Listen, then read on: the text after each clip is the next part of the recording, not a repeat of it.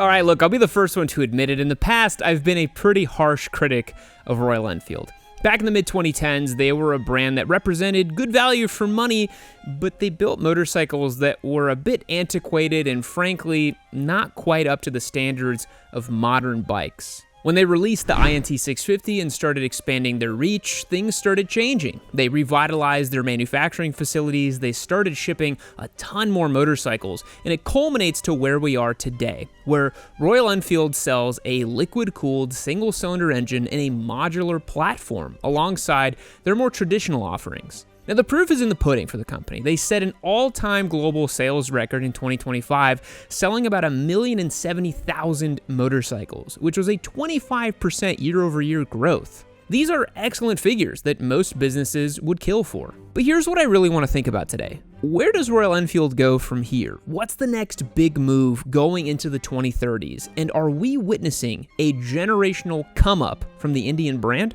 Now, the classic answer from a capitalist American perspective would be to keep growing at all costs, expand into new markets, reinvest the capital into new facilities, court investor capital to supercharge the growth and hyperscale. But I think Royal Enfield is playing a smarter, longer-term, more strategic game. Recent history in the power sports and automotive sector gives us several examples of companies who got a little too big for their britches. KTM thought the good times would never end, and they found themselves in need of a serious bailout when they were acquired by Bajaj. There's also the parable of Icarus, flying too close to the sun and melting his wax wings. Royal Enfield's leadership is likely balancing several factors when it comes to the growth of the company. Their home market of India is their bread and butter, accounting for 90% of their sales. Their expanding footprint in world markets is increasingly important as wage stagnation and income inequality continues in the Western world. They're a nostalgia-tinted brand with deep roots to authentic, classic motorcycling, but with one eye to the future, as evidenced by their foray into liquid-cooled bikes and electric-powered two-wheelers. So let's have some fun today prognosticating what might become of Royal Enfield.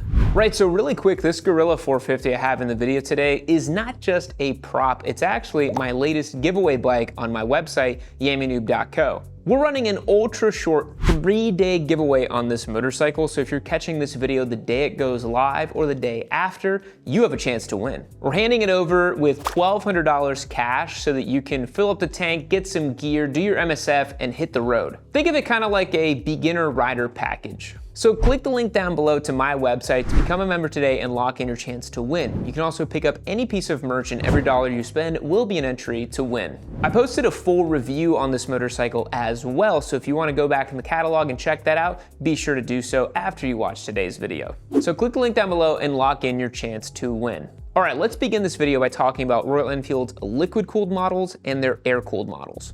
When you've built your brand around authentic air-cooled bikes that have retro styling, it can be difficult to pull off selling a thoroughly modern liquid-cooled bike. Royal Enfield's first crack at this was the Himalayan 450, a bike that had an unusually long development cycle because they knew they had to get it perfect right out of the gate. The Himalayan 450 represented something really new for Royal Enfield. Not only was it their first liquid-cooled offering, but it was a bike that was conceived to work across the globe, not just their home market in India. The old Himalayan 411 was an agricultural workhorse kind of bike, which did well in other markets, largely due to its charming old-school nature and ultra-accessible price point. The 350 line of bikes crush in India because they function as a piece of social infrastructure, moving around aunties, cousins, and the rest of the family. And those air-cooled old-school bikes worked in other markets largely on their kind of charming novelty factor, and again, that low price. But the new 450 was a leap into the unknown. So far, the gambit has paid off, with Royal Enfield selling 38,000 units in 2025, excluding India, and it creates an odd predicament. How far is Royal Enfield willing to modernize? Because they need to be careful for several reasons. If you make bikes that are too modern, too futuristic, too forward-thinking, you risk alienating the audience that currently loves your bikes for what they are: charming, old school, authentic. You also run the risk of pricing yourself out of your existing audience. One of the obvious allures to a Royal Enfield is their accessible price point. The 650 line of bikes works really well because you get 90% of the parallel twin roadster experience at about 50% of the price of the competition. If you build expensive, tech-laden bikes, you'll have to raise the price significantly to recoup the R&D cost over the next few years. So in my opinion, you run two parallel plays. You keep selling the air-cooled stuff that likely has way fatter margins than the new liquid-cooled stuff, and then you take that capital, those profits, and you reinvest slowly into more modern offerings that can work on the global stage. But here's where it could get really interesting, and it's where we should discuss one of the most classic examples of market segmentation. All right, let's do a little thought experiment. How many people would be willing to pay over $10,000 for a Royal Enfield? Not very many, I would assume. The $10,000 price break is a psychological barrier in motorcycling. It's why Triumph's Trident 800 is just $5 under $10,000. It's why the Yamaha MT-09 is under $10,000. When you're stepping up to the plate and dropping 5 figures for a bike, it has to be something you're going to be proud to own, or it has to have performance that is commensurate with the current class of bikes. 120-ish horsepower, technology, sure-footed handling, bulletproof reliability. We've become very accustomed to the Japanese providing this at reasonable prices, and the Chinese are slowly encroaching at lower prices too. So should Royal Enfield get in on this, build a high-performance model at a higher price? No. What they should do if they wanted to expand in this direction is create a separate brand. Toyota figured this out many years ago when they launched Lexus. They knew that luxury customers would not spend big money on a Toyota, but an overbuilt new product that was demonstrably better than the competition, well, that just might work. Now Lexus is a household name and synonymous with luxury and performance to some extent. And there's an Indian company trying this out right now. That would be Norton.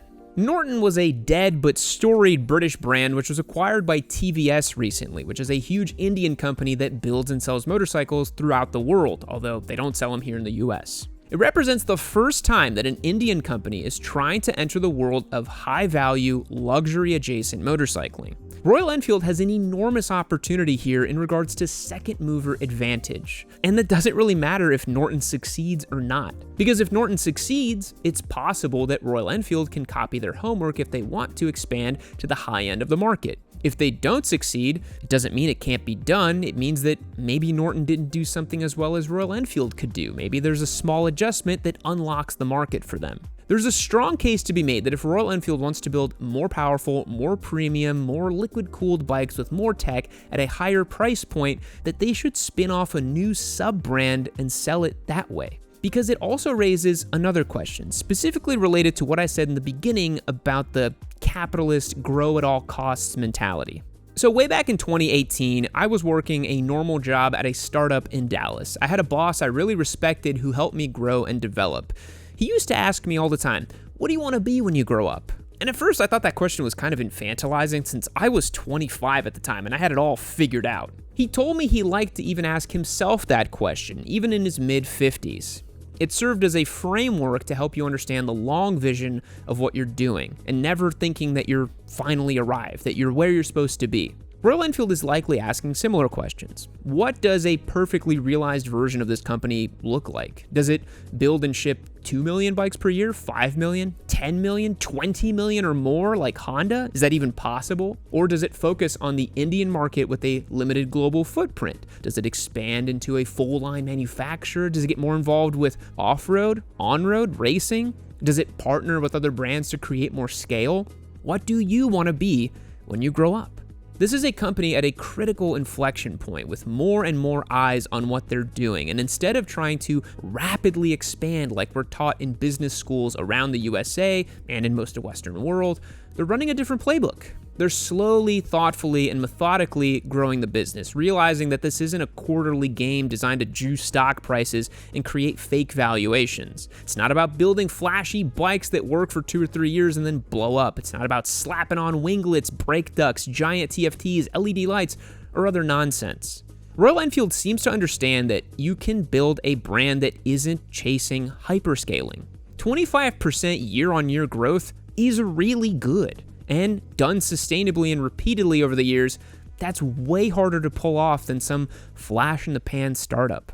The conversation about motorcycles is kind of funny these days. Companies seem to think that they're going to win customers and market share by building flashy and expensive bikes, like Harley-Davidson. Or they think that rapidly expanding is the key to growth, like KTM. Or in the worst case, pandering to politics and advertisements like Indian motorcycles. Yet I see the same theme in the comment threads, a sentiment that seems universal. Riders keep saying, just build quality bikes at prices we can afford and focus on motorcycling. So who's winning in this environment? It's not Harley, which keeps coming up with new branding around their marketing initiatives and just spinning their wheels every other year. Honda and Triumph have reacted rapidly by slashing prices and producing value-driven models that are cross-platformed. And in the background, chugging along, is a success story that few people saw coming: Royal Enfield.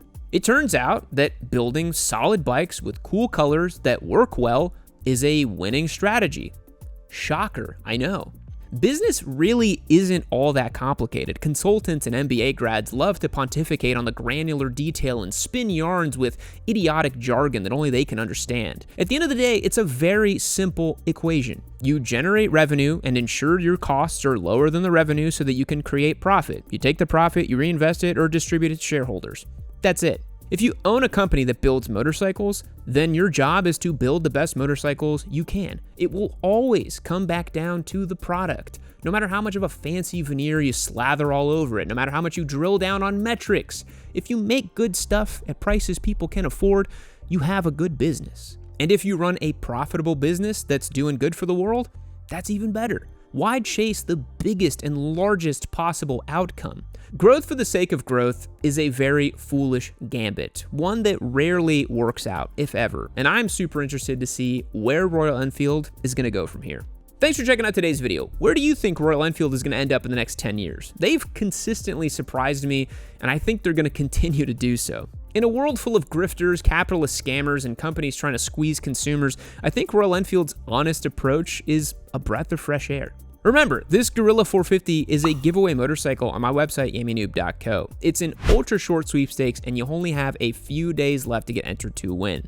Click the link down below and don't miss it. I'll catch you in the next one.